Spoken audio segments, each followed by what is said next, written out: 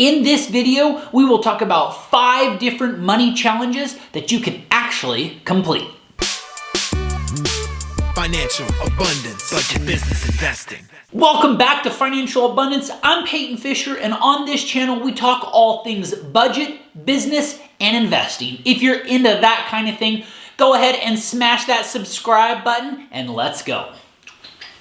Today, we're going to go over 5 money challenges. Before we get into the challenges, we first need to set a reason why you're going to be doing these challenges. Whether it's to pay off debt, buy a car, go on vacation, or have an emergency fund. This way, when things get hard, you're going to have a reason why you're giving up Starbucks, cute shoes, impulse dinners at the steakhouse, or the newest gadget that you want to buy. Because as you start growing your savings, it's going to get really easy to spend this money. Let's start with one of the easiest challenges. It's called the Zero Out. This challenge is for the person who does not like having cash on hand, but still wants to partake in a savings challenge. It happens by first setting up a new savings account that you can transfer the money from, not in your checking account. Once you have this done, you choose one day of the week to transfer any amount under the $10 mark in your bank account, essentially zeroing out your bank account under the $10 mark. So if you have $457.33 in each week, let's say Sunday at 9 p.m., you would transfer out the end $10 under, so $7.33 out. I would set an ongoing alarm on your phone or calendar at the same time each week, so that way you remember. The best part about this challenge is it should not be painful at all, and you will be amazed at how fast your money starts to grow. The second challenge is the Zero Spending Challenge. You can do this challenge for 1 week, 2 weeks, or even a month. There are a few exceptions of spending for this challenge. Do not stop paying your monthly bills like your mortgage, credit card payments, phone bills, and any other monthly payments you have.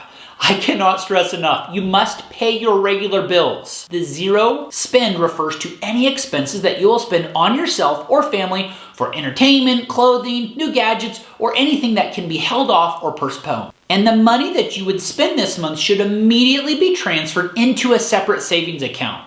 This way you can track how much you would have spent, and you won't forget to transfer any money over to the new account at the end of the savings challenge. A few things I would suggest during this challenge is that you deep dive into your pantry and freezer to eat all the things that have been pushed back in the shelves. Now, obviously, don't eat anything that you think might actually make you sick, but it might surprise you how much extra food you have stuffed all the way in the back.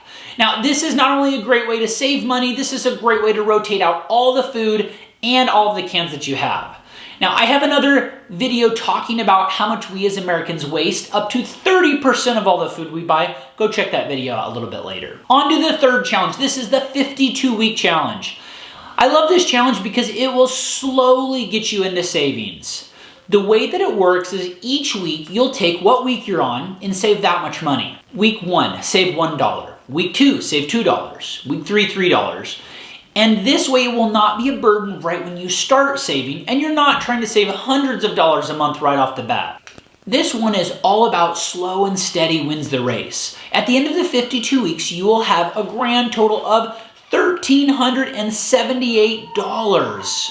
This is a great starting of an emergency fund or a nice chunk paid off on a credit card. Now, if you want to be more ambitious about this challenge, you can even do a few things differently. You can reverse the challenge and go backwards, starting at $52 the first week and $51 the second week and $50 the third week, which would still give you $1,378 at the end of the year. However, what I would tell you to do about this one is that if you are able to handle the first few weeks at $52, $51, and then $50, I would tell you to try and hold out at a consistent $50 a week. Dang, hold up. Now, if you can do this, you could have a total of just over $2,600 in 1 year. That's a serious chunk of money.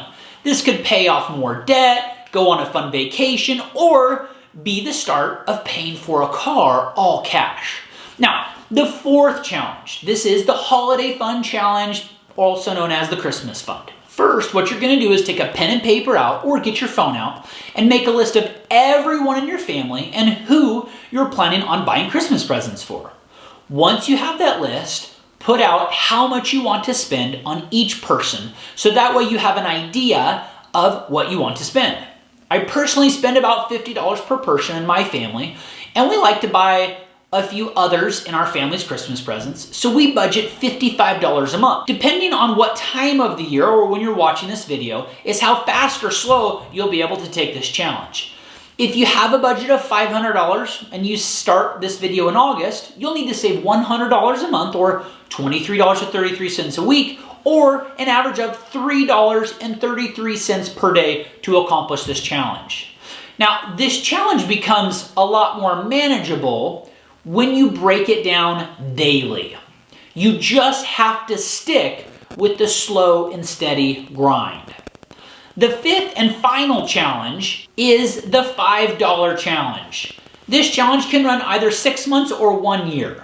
The way the challenge works is that if you are a cash spender, every time you break a bill and you get a $5 bill, you have to immediately put that bill in a piggy bank, a safe, or I have even seen milk jugs used for this. If you're anti-cash, every time your bank account has less than the $5 mark in the $1 spot, so for instance, if you had $53.26 in your account, you would have to transfer the $3.26 over to a saving account, making it an even $50. You have to immediately transfer the money at the end of the day at the same time.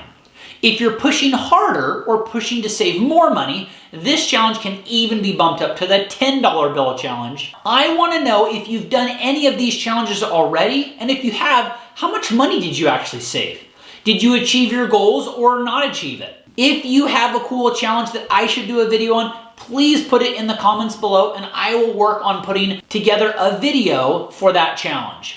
If you feel like you can't save any money, please go ahead and watch how to start a budget video so we can get you on the right track right over here. We'll see you on the next video.